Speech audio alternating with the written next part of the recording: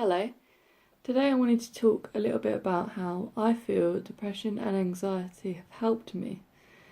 This is not to say that depression and anxiety or any kind of mental ill health is something that you want, but more a sort of positive twist on something that's actually quite negative. One way in which it has helped me is actually just by making me more empathetic to those who have mental illness and those who suffer through it. I was one of those people that I didn't really know what anything was, or what depression was. I didn't really know that anxiety was a thing. I thought that depression just meant, okay, you're very sad, which is now I know not the case at all. And I was even thinking back to when I first watched the film About a Boy, and the mother of the boy is actually suffering with depression. But when I first watched it when I was young, I just couldn't. I got quite annoyed with the mother. I thought, why are you acting like this? Why are you not giving your child what he needs? I couldn't understand the way she was acting. It was just totally irrational and illogical. And I didn't really get it. She wasn't being a good mother in my eyes. So she was someone to be hated, I suppose, in that film.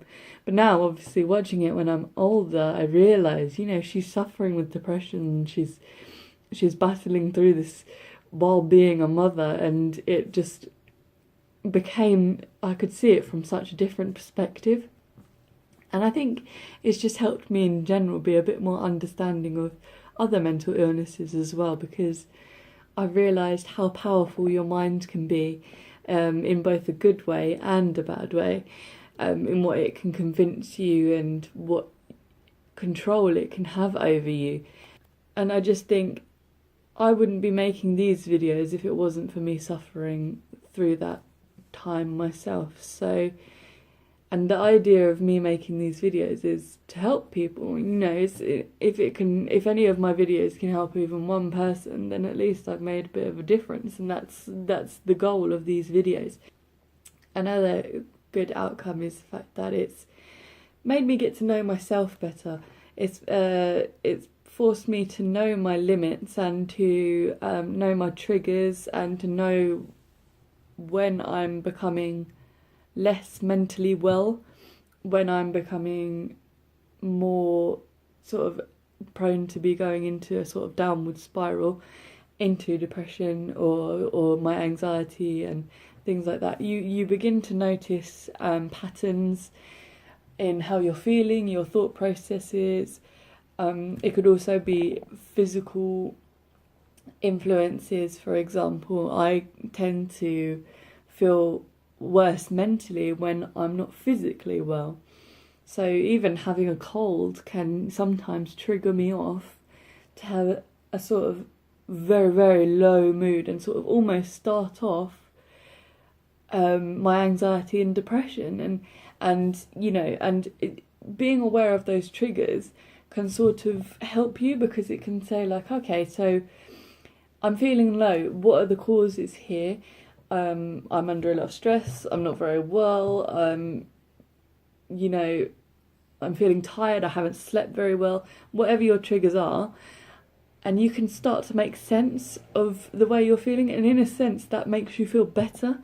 It's definitely helped me get to know me a lot better and what actually makes me tick, and sort of finding out the different patterns, and it's just made me more prepared for future times where I am feeling lower, or times where I can say, actually, I don't want to be involved with this because I have a lot of anxiety around that, or that's going to make me feel upset or low. Another way that it's helped me is it's kind of made me more assertive. In a sense, I've always been a really, really shy person. And you wouldn't think that because I'm doing a video and I chat like there's no tomorrow and things like that. But I'm quite introverted. I'm quite reserved by nature, and I think that's led to me not really saying what I want a lot of the time, putting other people's needs before my own, which inherently isn't a bad trait. but it's just that I was doing it to an extent where I was enduring things that were sort of damaging to me, to the point where it would have a damaging effect on my mental health, and it would mean that I was enduring things that actually I didn't have to do. And just, that magical word of saying, no, this is actually not for me, and I don't want to do this, and not being afraid of saying what I want. And don't get me wrong, I'm still afraid of saying what I want most of the time, and disappointing people and letting people down. That's a huge, huge fear of mine, and I'm still working on being assertive. I'm really not there yet by any stretch of the imagination, but having depression and feeling so low, and having anxiety and feeling terrible, helped push me towards a sense of the importance of what I want and the importance of what I need in my life. And sometimes that does involve saying no and saying, I don't want to get involved with this, I don't want to do this. Maybe, perhaps, I don't know, changing who you have relationships with in your life, or changing behaviours, and just letting people know more what you're feeling on the inside. And it's not a bad thing to do that. It's not. And you are within your right to let it be known. Of course you are. And don't be afraid of doing it. Another way in which depression and anxiety has helped me is by illustrating the importance to me of negative emotions.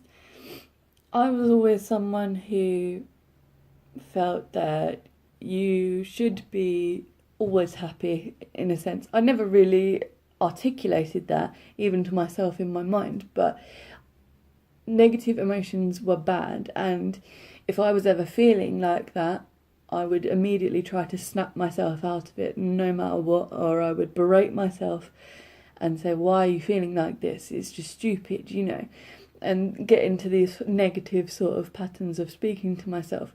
But I realised, after going through periods of feeling quite numb, and either quite numb or quite lacking in any positive emotion, I realised the sort of delicate yin and yang balance, that you need bad moments in your life to feel the good, and that whole cliche thing, but you really do. And it also allowed me to think I should give myself space to feel negative emotions, and that is so important.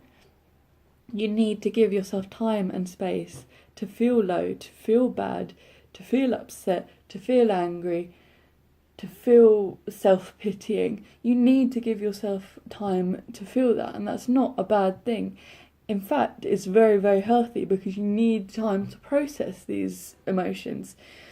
That is to say, of course, you should be careful not to get stuck in a pattern of negativity, but it means, allowing yourself the space to have that time to then be able to move on from it. And I suppose I had this experience as well with physical disability. I was always kind of like, I shouldn't be having negative emotions towards my disability, because I've had it all my life and I need to be positive about it. Like, there was no room for me to feel sorry for myself.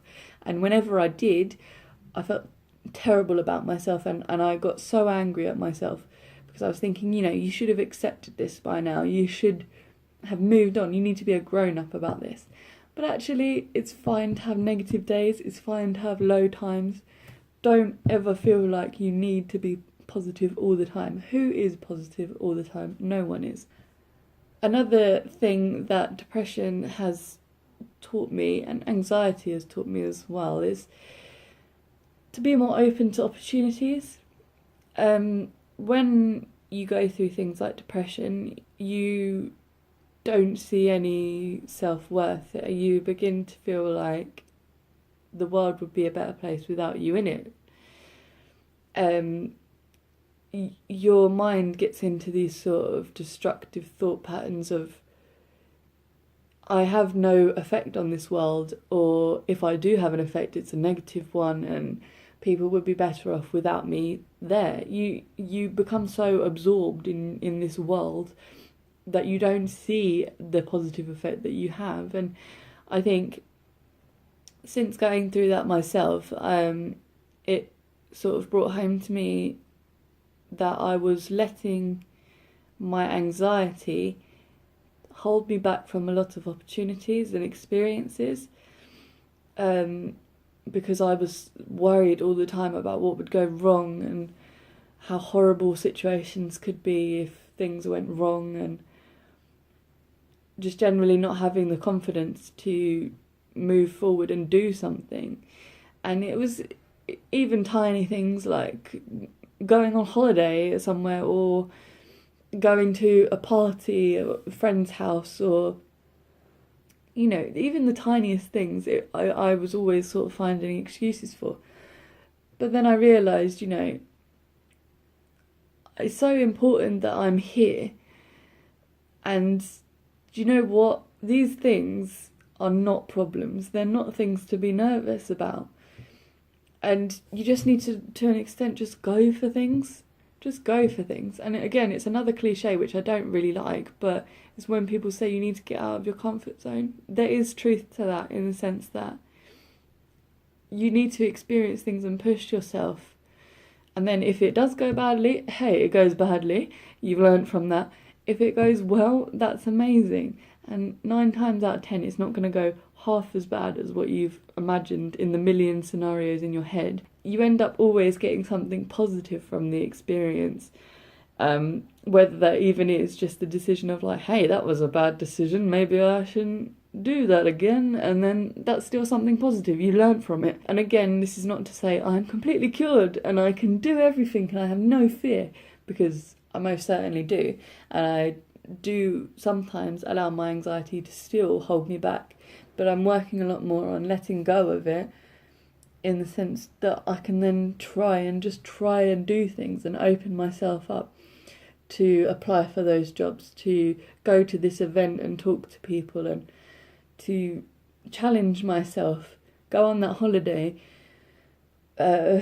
sign up to this course, whatever the thing is. I'm just trying to not let my anxiety and my reservations hold me back anymore, because I've sort of been on the brink, in a sense that I've wanted to end my own life at times, because I've felt completely worthless and like I was having no effect on this world. So if I'm in a better place now, I need to make sure any effect that I'm having on this world is positive. And how is that gonna happen if I lock myself away and don't do anything? One of the films that really illustrates this really well is Yes Man with Jim Carrey, and it was on the other day, which actually gave me a kickstart to this video.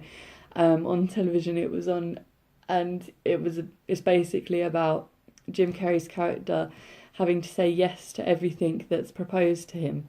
And it sort of opens up his world into this sort of all these different opportunities, getting to know all these different people, and that just enhances his life so much. Obviously in the film he takes it a bit too far and he says yes to everything, but again he learns how to get that balance of saying yes and no. But the general ethos is just about being open, and I felt like watching that film, it really spoke to me in how I was saying no to things and I was just shutting myself off. But really, if I just said yes and I just gave it a go, what's the worst that can happen? Most of the experiences I've had, because I've pushed myself and I've gone out of my comfort zone, have been overwhelmingly positive, and they've led to so many different things. And and again, you're learning more stuff about yourself through those experiences, what you like and what you don't like, and you could learn something life-changing like a new career path or something like that. And this is not to undermine the negative effects of mental ill health, but rather just trying to take a more positive perspective on it. mental ill health is still very, very, very serious, and you should get help for it and you shouldn't be afraid. But when looking back, often in hindsight, you can see how these experiences, like everything in life, have moulded you into often a stronger and more well-rounded person. Thank you for watching. What else has it done?